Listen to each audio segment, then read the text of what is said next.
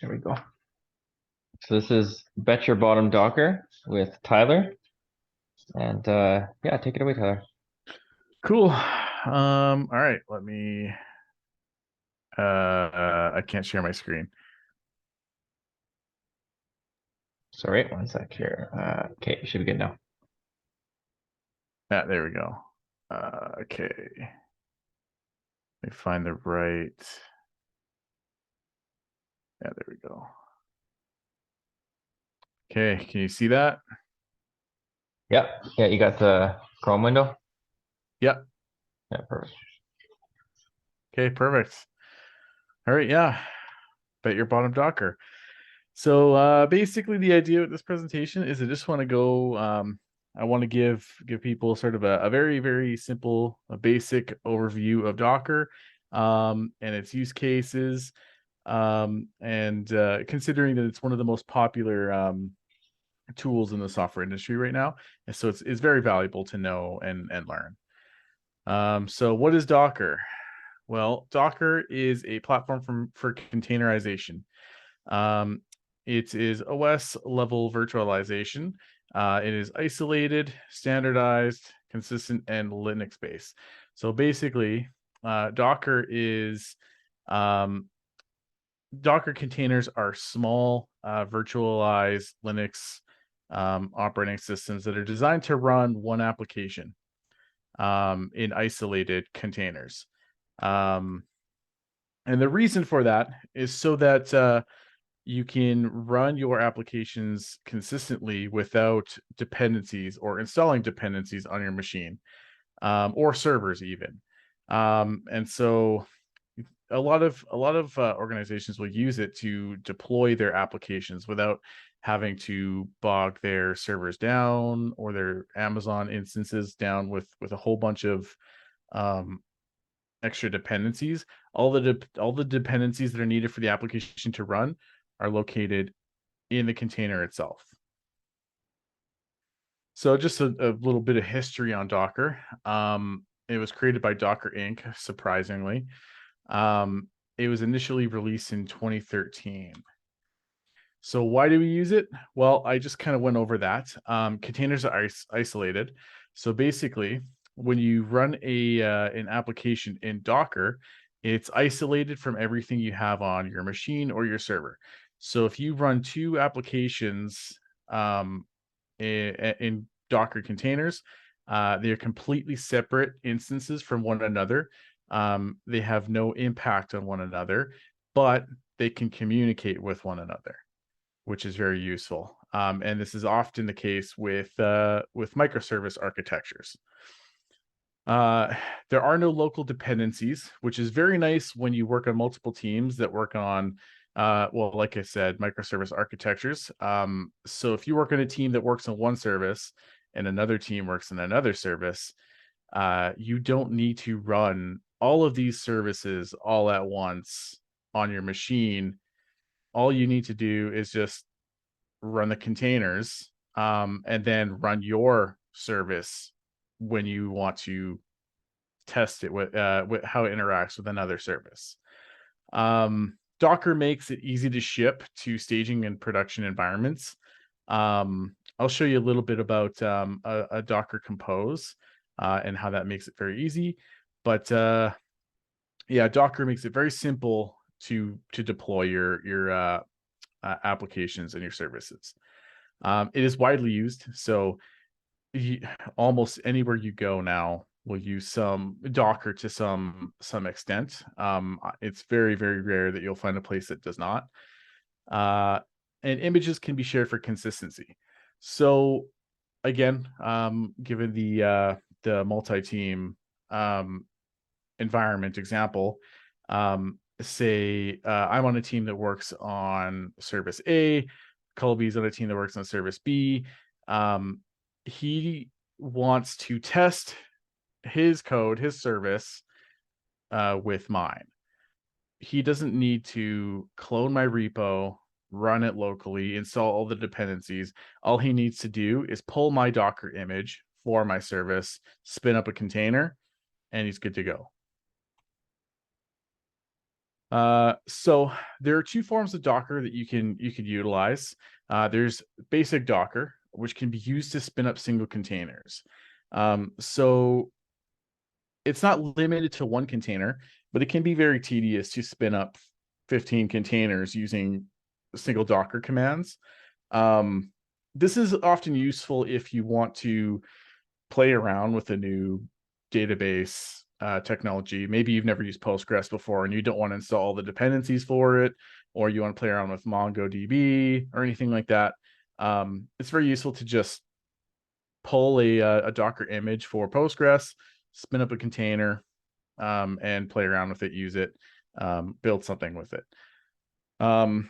It is still accessible from outside of the container, so you can still connect your database applications to it. Your application itself, your service that you're building can connect to it, all that stuff. I'm going to go into a little more detail about Docker Compose. Docker Compose is more heavily used in the software industry. The reason being is it's quick and easy to spin up many containers that might be needed for a service. So if my service relies on Kobe's service to run, anytime I want to run my service, I can use my Docker Compose script to spin up his every time and pull the latest image for it and all that stuff. But Docker Compose can be used to spin up many containers. It can be used to spin up a database and a web server at the same time in isolated containers. Can be used to spin up entire environments. So your local, like your dev environment, testing environments, staging, production environments. Testing environments are often used for things like your pipelines. So like a Jenkins pipeline can run instances of your Docker as well. And so if your integration tests rely on some services, which they probably should, you should probably always have integration tests for your services. This is very useful for that. Your Jenkins can spin up your many services using a Docker Compose script and then run the tests and then take down all of those services when the tests have passed, everything's built fine, and the pipelines are okay.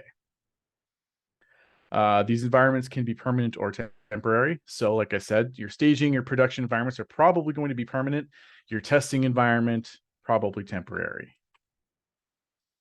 So Docker Compose is built from these. You would define your Docker Compose YAML script.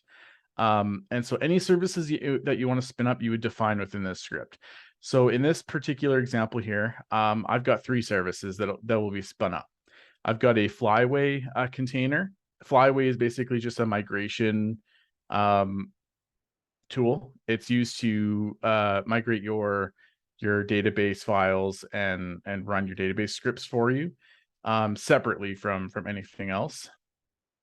Then obviously database and the server itself. You'll notice that there's a depends on section for the Flyway. There is also for the server service as well. It's just cut off. You can set these depends on tags or these properties so that that service knows that the database is required for it to run. Obviously, Flyway can't migrate your scripts. It can't run your migrations if the database isn't up, and your server, if it relies on a database connection, can't connect to a database that isn't up. Other things that you could do with this, you'll see there each one has environment tags or properties. These are used to pass in environment variables into those containers. So if I want to have an environment variable in my server container with values that define my database connection stuff like my username, password, all that stuff, I can pass those as parameters into the script just like this. I can define them as PSQL user, PSQL pass, PSQL DB. You can name them whatever you want, so long as you can call them or you remember to call them by that name within whatever service you're building. Dockerfile. So you can also define Docker files in addition to your Docker Compose. The Dockerfile is basically just a way for your container to know what to do if there's anything special that you want it to do when it spins up. So in this case, I had to create one for my Go service because it inherently doesn't know what to do. So here I've told it to build a container using Golang 1.18. So it will pull that version of Go, build a container using that version of Go, so that version of Go is running in my container. You can do this with any version of Go. You can change that version of Go if you want to play around and test different, like your code with different versions and see how it behaves. It's safe to do that because it's in isolated containers. There is the run commands as well. So the very first run command is just an update. Basically, it's just meant to update the container, the Linux instance itself. We create a work directory app where the application will be contained. Then we will copy the go.mod and go.sum into the file or the container. And then we will run go mod download, which will download all the dependencies into that container that I require. So all the libraries that I've used, all that stuff. We will copy the application into the container itself, and then we will run the build command for Go. After that, we will expose port 8080 so that I can access the application outside of the container. This allows me to run curl commands to it. And then we will run ./main, which is just to run the application after it's been built. So a few commands for Docker Compose. Your Docker Compose build will build the services that you've defined in your Docker Compose script. Docker Compose up will actually start the services that are defined, and Docker Compose down will tear everything down. It will stop the services, remove all the containers, networks, volumes, and images associated. Yeah, other than that, I will just give you a quick demo. So here I have just a simple application, just a simple server. We've got a small database and a script that will be run. So this script will be run by my flyaway container. And basically when it's run, everything's all good to go. We should have a new table called stats with a few fields. And then I should be able to make requests to it to create stats and then pull the stats. So as you can see here, I currently don't have a connection. If I run a Docker PS, there are no containers up. If I run a Docker PSA, there are no containers built. So if I were to run a quick Docker Compose up build, so this is a shortcut. You can build before spinning everything up. It's just the same. It's combining both commands, the Docker Compose build and the Docker Compose up, into one command. I can, when I hit enter, we will watch it pull everything, all the dependencies, and then you can see it's running the go build command. Sometimes it takes a little while to spin it up. My internet here is not great, so we'll wait a few seconds for that.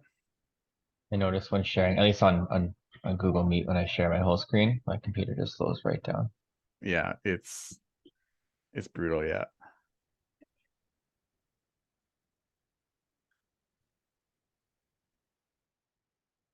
So we are running the migrations now. So basically, we're watching each container build. So you see how there's like a lighter blue with Postgres, a green with Flyway. These are the different containers that are being built. It looks like we've succeeded. Yeah. So I built 3 separate containers for each of those. Yeah. So so we have our server. And there is a problem with why. I just did this like 10 minutes ago. The first of the demo is here. Yeah.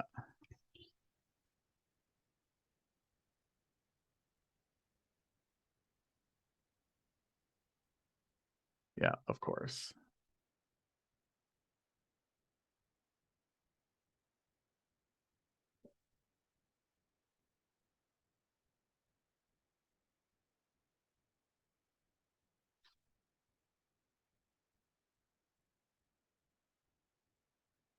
I don't know why that's not spinning up now.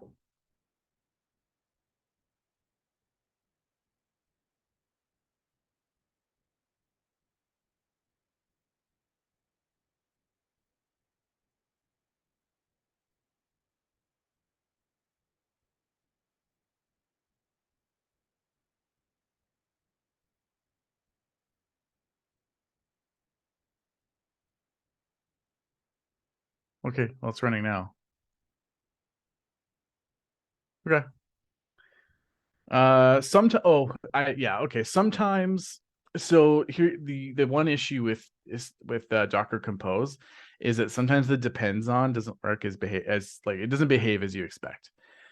So often what you'll need to do is build they call it a wait script. I wasn't going to do that for a simple demo, but it's basically just a script that will actually wait and then build your server once the database is actually ready to go. That's supposed to be the point of the depends on, but yeah, it doesn't always behave as you'd like. But you'll see now we have 2 containers running, and there's 3 in total. So the reason that we have 3 in total, but only 2 running, is because Flyway doesn't need to run all the time. So you can see how it exited. It exited because the migrations were successful. And so there's no more need for it. So it stops.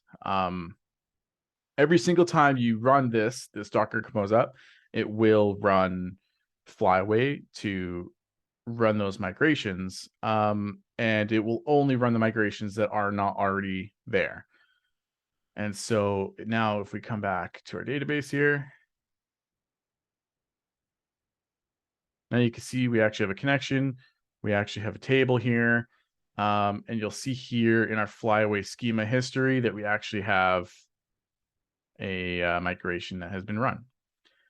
So now what we want to do is we just want to hit the endpoint. So I just hit the endpoint really quickly with a quick call, and we will look and we see that we have all our we have our record there. So I will hit one more endpoint just to fetch it, and there we go. Our record is there. It comes back. So the nice thing about Docker is that in this case, I've got all 3 containers running, or in this case, 2 right now.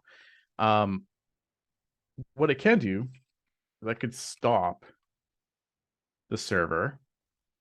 Now you'll see that I only have the database running. So the database is still running. So just to prove it, we still have an active connection, but I can't hit my endpoint anymore. So the nice thing about Docker is that I don't have to run my service in Docker to test it, to build it, or anything like that. I can actually run it locally as well. And so if I run my server locally, it's running within VS Code. Still no container for it. But I still have access to my database. I could still pull the data from it. Now, if I were to simply, one other nice thing is, I'll just show you this quick. I can, if I add the D, I don't actually have to watch it build everything. I can, it'll detach, it's the detach flag. It'll detach from those containers. And so it will actually just go back to my regular terminal, but they should still be running. in the background, which is nice if you don't want to sit there and have that taking up a whole bunch of, oh, it's going to complain. Yeah. Anyways, yeah. So So like if it seems like a really like handy thing, like if I'm like you say on a team where maybe I don't, maybe my service is in Scala and you use Go. yep, Um, it seems like I can just run the Docker command. I don't need to know how your program is written or even how Scala works. I can just run the yep, Docker command and continue with life as I want to. yeah, exactly. So you don't need any knowledge on the technologies used to build the whatever service it is. You just spin it up. All you need to do is read the README that's on the service, and you hope that that team wrote a good solid README. But other than that, yeah, that's really all you need. Um, but yeah, It's really nice. I like that about it. That's so cool.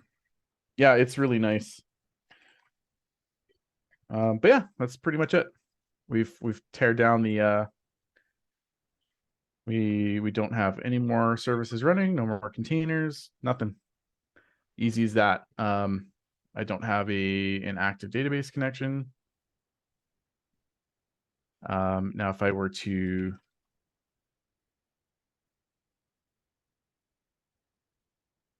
I'll have to stop this one because it'll, so if I spin it up again, so yeah, so our server tried to connect again without the database. So it tried to connect before the database is up and running. So maybe you could start it again. It's or like I said, you just write a small like bash script to run when it starts up, just to wait basically. Right. So now everything's up and running again, and we have a clean database. Everything is clean. It's good to go. It's fresh. But yeah, that's pretty much it. It's pretty slick. It seems. Is how does Kubernetes fit into this? Is this like a similar thing or is it on top of Docker? I'm not super familiar with Kubernetes, but I think Okay. it's like on top. Like I think it's a way to I can't remember. I think it's like a sort of like a way to create nodes out of your containers. Oh, Uh okay. so I think you can like switch nodes if like the load is too heavy on certain ones, if I remember correctly. Okay, yeah, that makes sense. I wasn't sure if it was like an alternative to Docker or if it was like a I think it can be. I've never used it though. I have not looked into it, so I yeah. couldn't tell you for sure, but Yeah, I have no idea to be honest. I just run the commands I'm told. that's yeah, yeah. Now Docker is something that I really like. I like Docker a lot, but Yeah, it's um slick and it's got a looks like a pretty simple API to get going with. yeah, So it's it's very easy to learn. It is a lot more complex than it like you can do a lot more complex things with it as well. You can create networks and stuff like that, so that certain services are only accessible on that virtual network. oh yeah. And then you can, I think you can create like gateways that have access to that network. So you could basically like, I think you can create your own sort of like mini VPCs and stuff like that. Hmm, Um, or you can it's find pretty ways to slick. do it anyways. Yeah. So Yeah. yeah, it's pretty neat. It's very useful. Like I said, it's definitely something I recommend for anyone. If you're not in software yet and you're still studying or anything like that, this is not something that they teach in university very often, and you're often expected to know it. Definitely get a head start on that. It's super valuable. Get a head start on it.